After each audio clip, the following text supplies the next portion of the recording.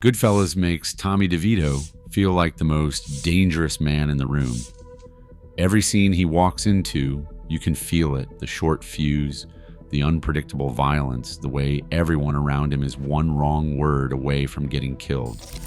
Joe Pesci played that energy so perfectly, he won the Academy Award for it. But the real Tommy DeSimone did not just snap at a few people in a few famous scenes. Henry Hill called him a pure psychopath, and he said he meant that literally. The things DeSimone did that never made it into the movie are the reason Hill chose that word. To understand why, you have to start with the man Pesci was actually playing. Pesci is 5'4". He played Tommy DeVito as a small guy who compensated with aggression, a little man who would explode if you looked at him the wrong way. And it works. But the real Tommy DeSimone was 6'2", over 225 pounds. And according to the people who knew him, he looked like Errol Flynn. He always drove a brand new car. He always wore polished shoes. He carried a matched set of pearl-handled pistols everywhere he went, which is how he got the nickname Two-Gun Tommy. On truck hijackings, he would tuck his .38 inside a brown paper bag. Hill said that walking down the street, DeSimone looked like he was bringing you a sandwich instead of a loaded weapon. So Pesci's Tommy scares you because he is small and unpredictable. The real DeSimone scared people because he was unpredictable and he was the biggest person in the room. Those are two completely different kinds of threat, and the movie never even tries to deal with that. DeSimone's family had been in the Mafia for generations. His grandfather, Rosario, had been the boss of the Los Angeles crime family in the 1920s. His uncle Frank took over the same organization in 1956. Two of his three brothers were Gambino associates in New York. His sister Phyllis was a mistress of James Burke from the time she was 16, but one of those brothers had cooperated with the police, and that fact hung over Tommy like a cloud for his entire life. He spent every year trying to prove his loyalty, trying to earn the respect of made men, trying to live down the stain his brother left on the family name. Goodfellas never gets into any of that. In the film, Tommy is just wired hot. In real life, there was an insecurity driving all of it, and once you know that, everything else about him starts to make sense. Because Tommy DeSimone did not just kill people when he was angry. He killed people when he was perfectly calm, when nobody had done anything to him at all. His first murder happened on March 15th, 1968. I should say up front that almost everything we know about DeSimone's murders comes from Henry Hill, and Hill was not exactly a reliable narrator. He changed details across different books and interviews. But this story has stayed consistent. According to Hill's account in Wise Guy, he was walking down the street with DeSimone in Brooklyn when DeSimone spotted a man named Howard Goldstein, a complete stranger, just walking ahead of them. DeSimone turned to Hill and said, "Hey, Henry, watch this." Then he pulled out his .38 and shot Goldstein dead on the sidewalk. Hill told him that was cold-blooded. DeSimone said, "Well, I'm a mean cat." Hill never wavered on that story, and it tells you something about DeSimone that the movie's version of Tommy cannot. This was not a bar fight or an insult that set him off or a job from Burke. He killed a man he had never met in broad daylight just to see what it felt like. Goodfellas never shows that scene, never even references it, and the reason is probably pretty simple. That kind of evil does not fit neatly into a movie scene. There is no dialogue to build tension and no conflict to resolve. Just a teenager shooting a stranger for fun. It is almost too empty to dramatize. This is where Tommy DeSimone's story stops looking like the movie, because the Goldstein killing set a pattern, and the pattern is the real story here, not any single murder. Goodfellas shows you a Tommy who kills out of rage. Billy Batts insults him and he snaps. Spider talks back and he shoots. That tracks with a certain kind of dangerous, the hothead, the loose cannon. But the real Tommy DeSimone was dangerous in ways that had nothing to do with anger. Take William Reckhow. After a truck hijacking, Burke needed to unload stolen cargo at a warehouse. The foreman was Reckhow, a Teamsters shop steward who refused to cooperate because the crew had no union cards. Burke tried to reason with him. Reckhow would not budge. So Burke sent DeSimone and an associate named Stanley Diamond to drive out to Reckhow's house in New Jersey and lean on him, just scare him, make him cooperate next time. That was the whole assignment. But according to Hill, DeSimone and Diamond got so worked up during the long drive out to Jersey that by the time they got there, they could not stop themselves. They killed Reckhow.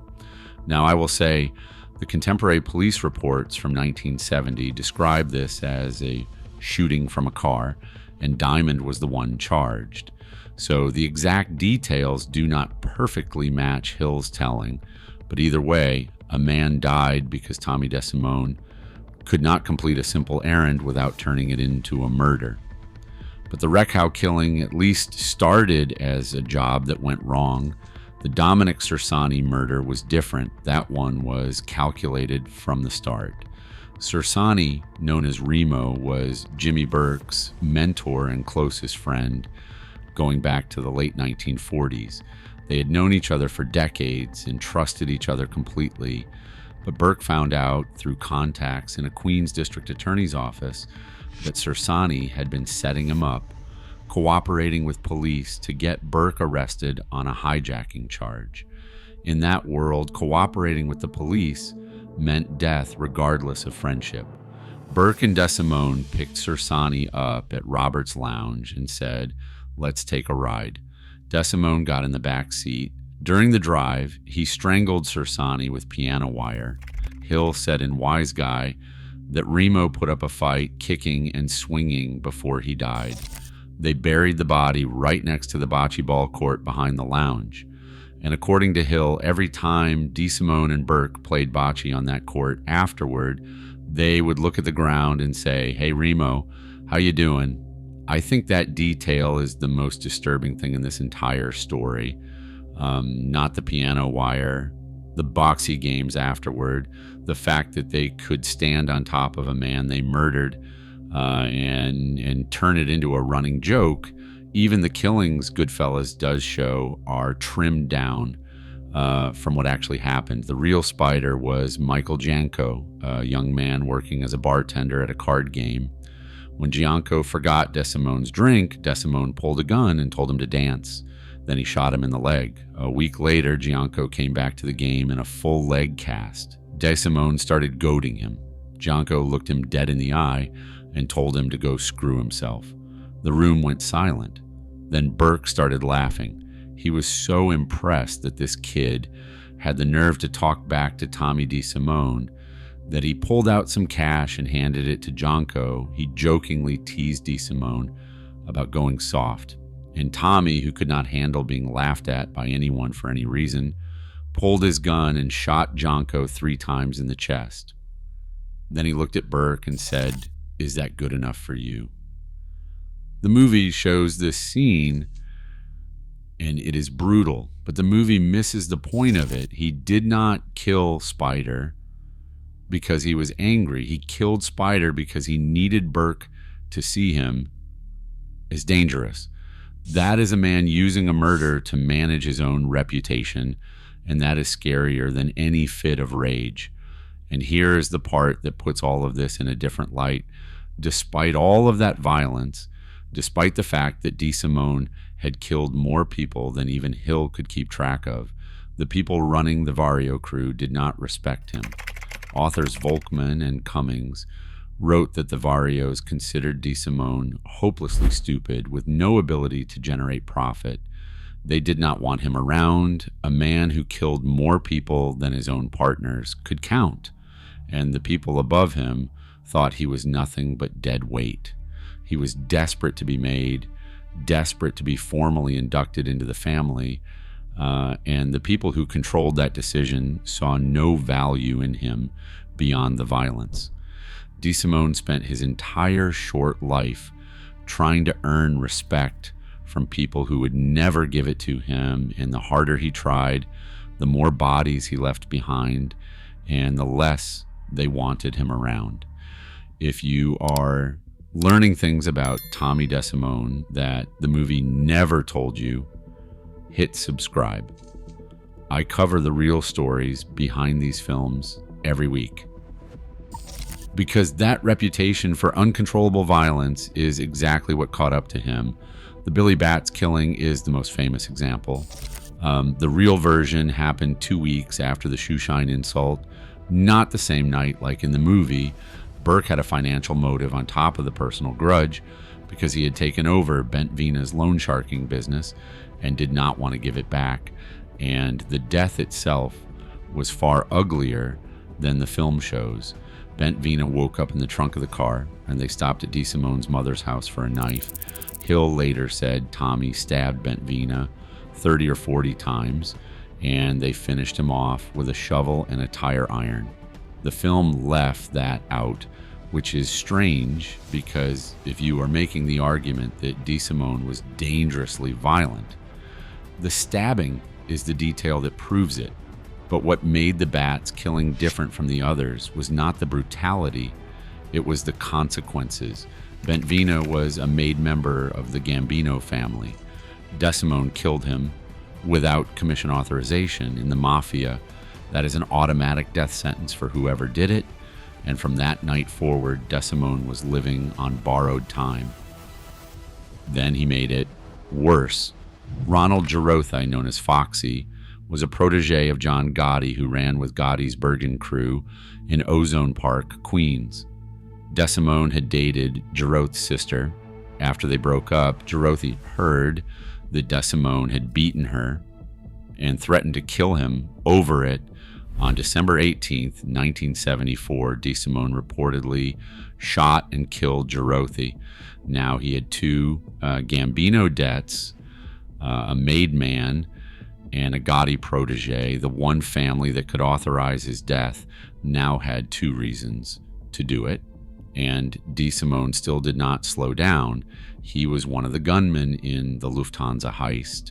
After the job, Lufthansa employees who had seen two of the robbers with their ski masks off were shown police mugshots. They identified DeSimone's face.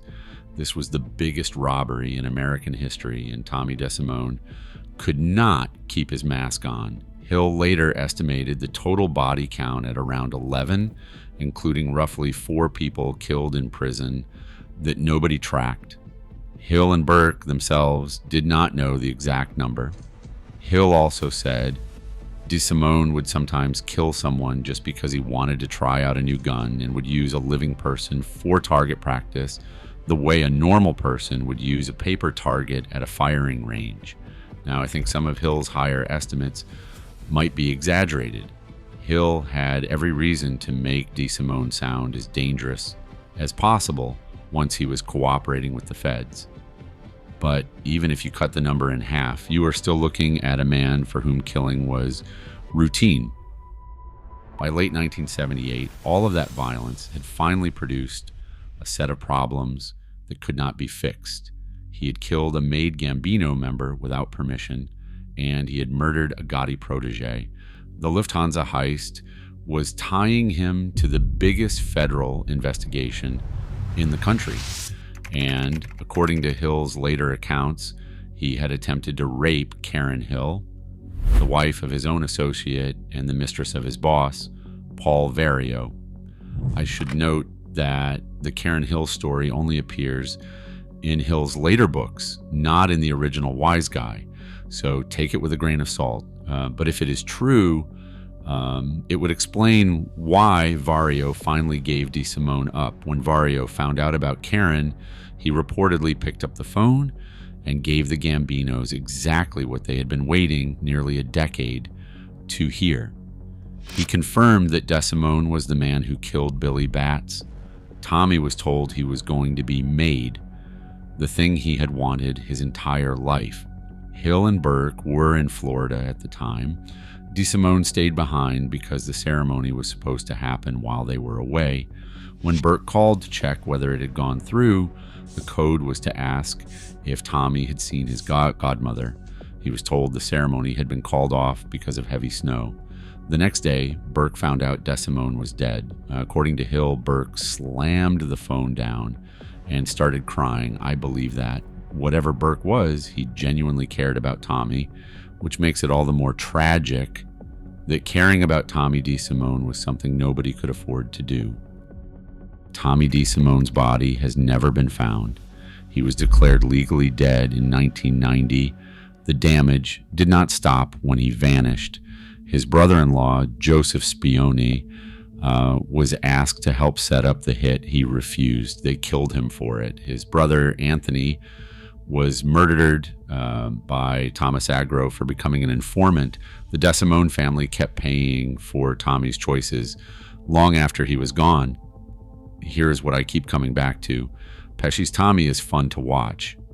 That sounds weird to say about a guy who shoots people at card games, but it is true. Every time he explodes, you feel something. The movie makes his violence into a show. But the real Tommy DeSimone was not a show. He was just a guy who killed people and then went and played bocce. There was nothing behind it, no rage building to a breaking point, no wounded pride demanding blood. He just did it because he felt like it, and then he moved on with his day. And the ending is the same way. The movie gives Tommy a dramatic death in an empty room because that is how movies work. The real Tommy got in a car thinking he was finally going to be made, and then he was just gone. No body was ever found. And there was never a funeral. His wife reported him missing and said he owed her $60. That was it. And if you want to see the real stories behind other Goodfellas characters, the movie got wrong. That video is on screen now.